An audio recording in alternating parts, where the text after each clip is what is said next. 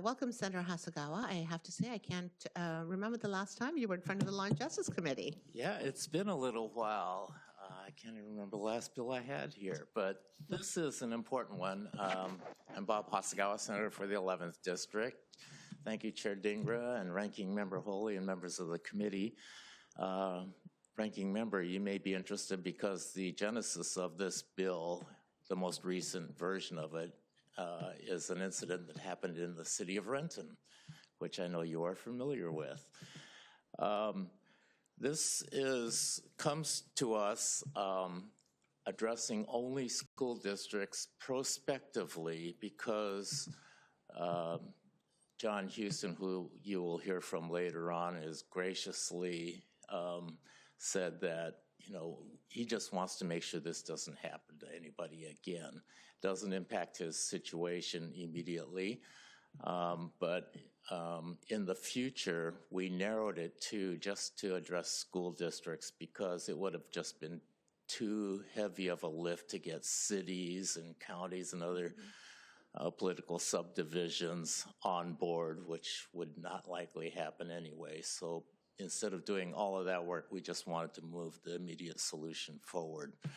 This is a matter of justice, though. As you will hear from Mr. Houston, his property was threatened under condemnation, and there were a couple of mysterious firebombs or fires that happened on his property, which led to his family selling the property to the school district. The school district did not use the property for the purpose that it was so stated, which was to build a school there.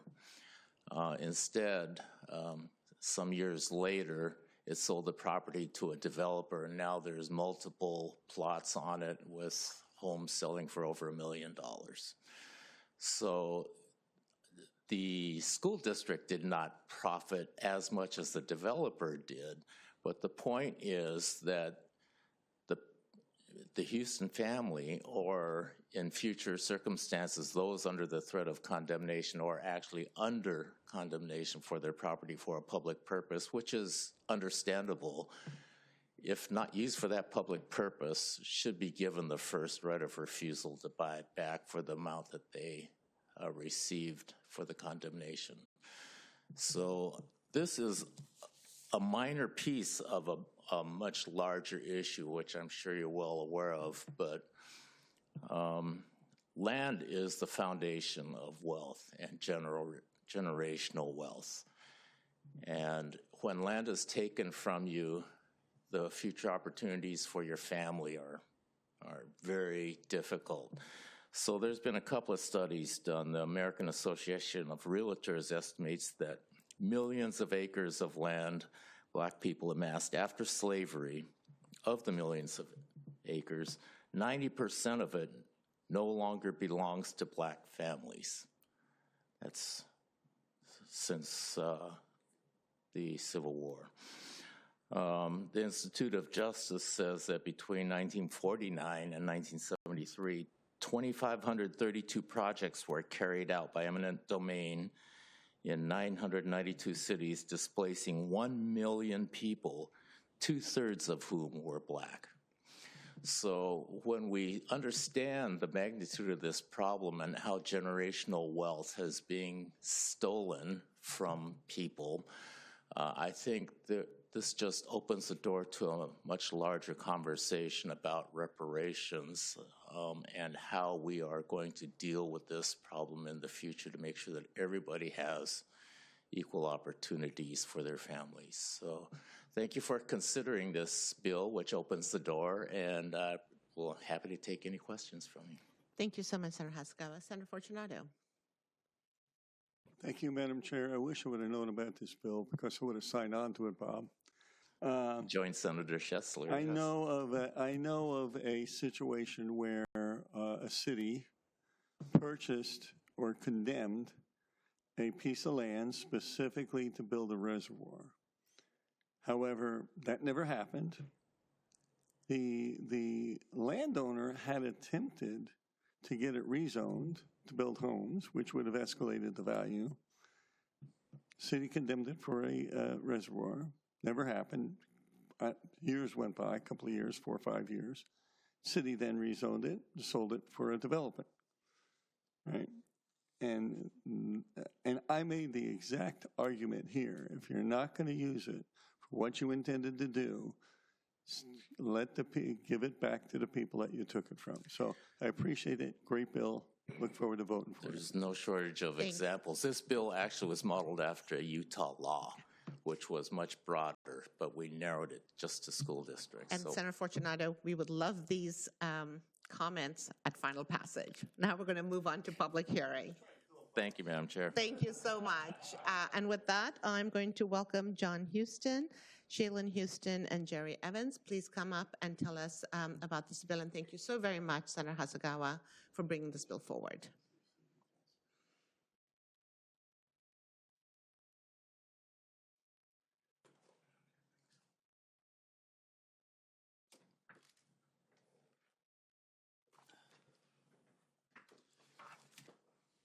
Good afternoon. Hello, my name is John Houston, and I want to hit my head I'm first. sorry. I want to thank Senator Hasegawa, and I want to thank you all for hearing our story. What's going on? It's going on in Renton right now. The city of the Renton School District is in the process of taking 32 families' homes and 8 businesses. Some of these homes are paid for. They've been passed on from grandparents, parents to their children, and that's being taken away. They're older homes, but they're paid for. They're theirs. And I've heard stories. I've gotten texts and emails about some of these people have to leave Renton. They have to go farther south to find somewhere because what they're going to get for their homes in Renton is not going to they're not going to be able to purchase a house in Renton. So it's still going on, and I think the Renton School District overreaches. They want a big, beautiful building, but there's these residents and citizens that have worked hard to buy these pieces of land, and as the senator said, they want to pass something on to their children, but that's gone now. Same thing happened with my family. I'll tell you a little bit about my family. My father had a 3rd grade education. My mother had a 7th grade education. Grew up in rural Louisiana. It looks like my time's running out, but my dad moved to Bremerton, worked in the shipyard 5 years, saved enough money to buy property in Renton. They couldn't buy property in Kitsap County because of covenants, and so they shipped them off to Renton. Swampy land, nobody wanted it but the Southern black men and women who moved to that area. It's perfect for us. We raised pigs. My dad was a pig farmer. I'm a proud son of a pig farmer. My dad raised pigs. He junked cars. He tore down buildings.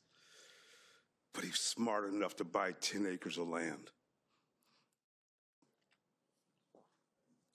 I can't imagine what they went through because I know what me and my brothers and my sisters went through, the trauma. I saw my house pushed over with a bulldozer.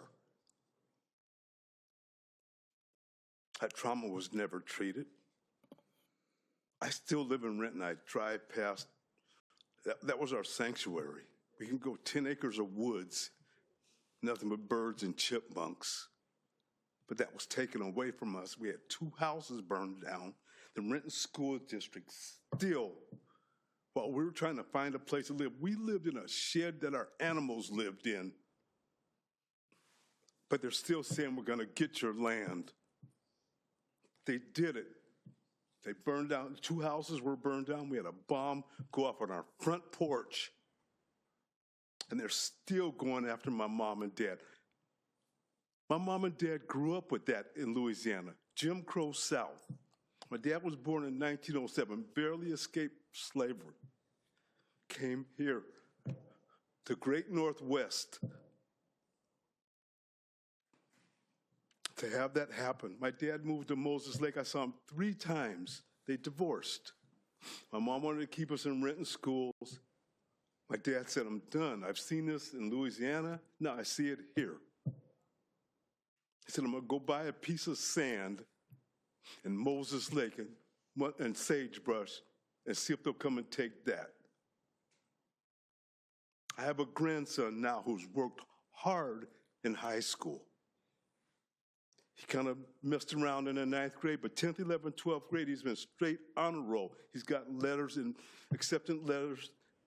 But you know what we have to figure out now? Is how to pay for it without going in a lot of debt. My parents had it set up. They weren't educated, but they're going to make sure that we were educated. Our kids were educated. There's 200 homes. Each one's over $1 million on that land, and I bet you those kids' education is already set up and paid for. So I thank you for looking at this bill. I'm sorry for going over my time, It's okay. but I've done this, I've worked on this since 2009 to get somebody to listen, and I'm glad Senator Hasegawa, we happened to be at the same event, and that he heard me. So thank you, Senator.